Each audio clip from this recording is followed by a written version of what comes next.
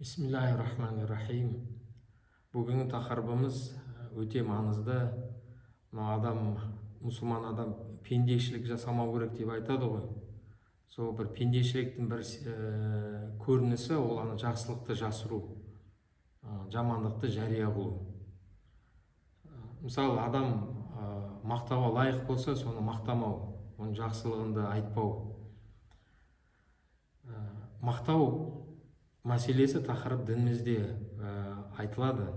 Мысалы, кейбір адамдар оны бір жақты ғана түсініп қояды, бір-екі хадисті естіп, сонымен үкім шығарады.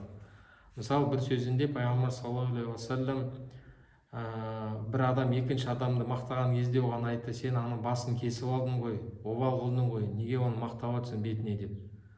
Бір сөзінде Алла елшісі саллаллаху алейхи уассалам айтады екен: біреу сендерді мақтаса беттеріне құм шашындар.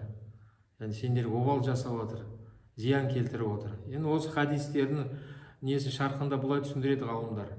Адам дұрыс қабылдамаса мақтауды, сол кезде тоқмейілсініп, тәкаппарланып, жалқау болып кетуі мүмкін. Мен болды, жеттім үлкен дәрежеге, мен адамдар мақтап жатыр мен деп тоқтайды екен, дамымайды.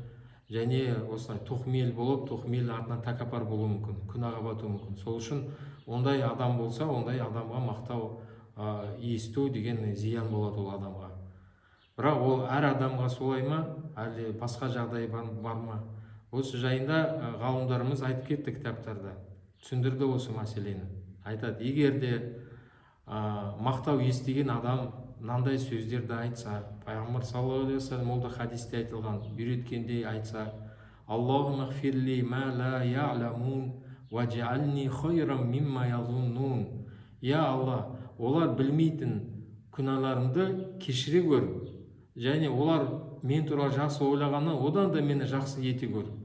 Мен олардың одан да жақсы болайын деп. Яғни бір орында тұрмай, мен осымен мәз болып жүрмеймін, одан да артық етуге әрекет жасаймын деп өзіне сондай сөз береді. Және түсінеді екен, ол адамдар мені мақтап жатыр, себебі олар менің қателіктерімді, менің кемшіліктерімді білмей жатыр ғой. Білсе мені мақтамар еді деп, мақтамаушы еді мені деп айтады екен. Осы жерде пайғамбар саллаллаху алейхи үйретті, мақтау сөз естігенде осылай қабылдау керек. Ал енді қай жерде мақтауға болады, қай жерде болмайды? Мақтайтын адам шарт қояды, ғалымдар шындық айту керек. Енді әрине адамға қарау керек, кімді мақтап отыр. Егер мақтауды көтере алмайтын адам болса, оған мақтамаған, оны мақтаған оған зиян келтіргені.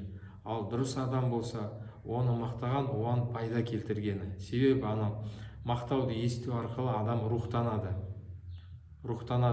оны рух береді екен, одан да бері амал жасайды мақтау сөз естігенде. Және бір хадисте де осы айтады: бір сіздер туралы бір мақтау сөз айтылса, бұл да бір сауап дейді, Алла тағала беретін бір сауап, ерте келетін бір сауаптың түрі дейді осы дүниеде. Ақиретте де бар Алла қаласа, бірақ ерте бір келетін сауап ол жақсы сөздер, адамдар сіздер туралы жақсы сөйлегендер, мақтағандары дейді. Және мақтап жүрген адамның несі өзіне де қатысты нәрселер бар. Ол мақтаған кезде ол өзінді тазартады екен, көре алмастық, қызғаншақтан тазартады екен. Өйткені ол Алланың тағаланың берген бір адамға неғметті, артықшылықты мойындап, соны сөз етіп мақтайды екен.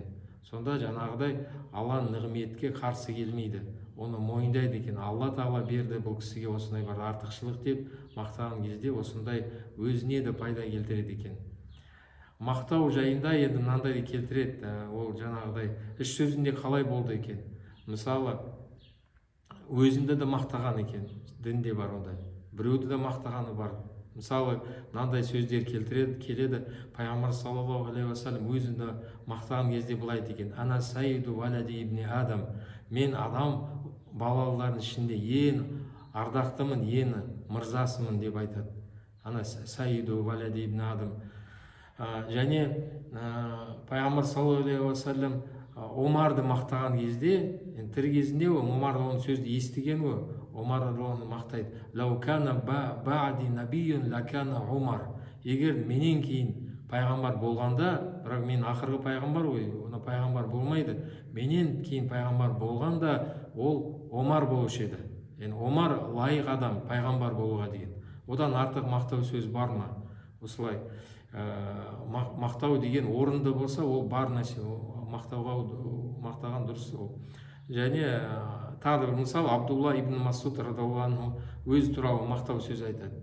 Мен бүкіл аят, қай жерде түскен аят, тәпсирі қандай, не үшін түскен, қалай түскен, бәрін білем дейді. Менен артық білетін адам болса, айтыңдаршы маған кім ол деп, мен соған барайын деп айтады екен. Өз-өзін солай мақтайды екен Абдулла ибн Масуд радиаллаху анху. Яғни дінімізде жаңа біреудің жақсылығынды жасырмай орынды мақтасақ, ол адам оны дұрыс қабылдаса, бұл өте нұр үстіне нұр болады, сауапты амал. Және пендешіліктен де айырыламыз. Жаңа жақсылықты жасырып, жамандықты жария қылып жүрмейміз. Осындай пендешілік қылмай, шынайы мұсылман боламыз. Субханакаллахумма бихамдика, ашхаду ан ла илаха илля анта, астағфирука ва атубу илайк.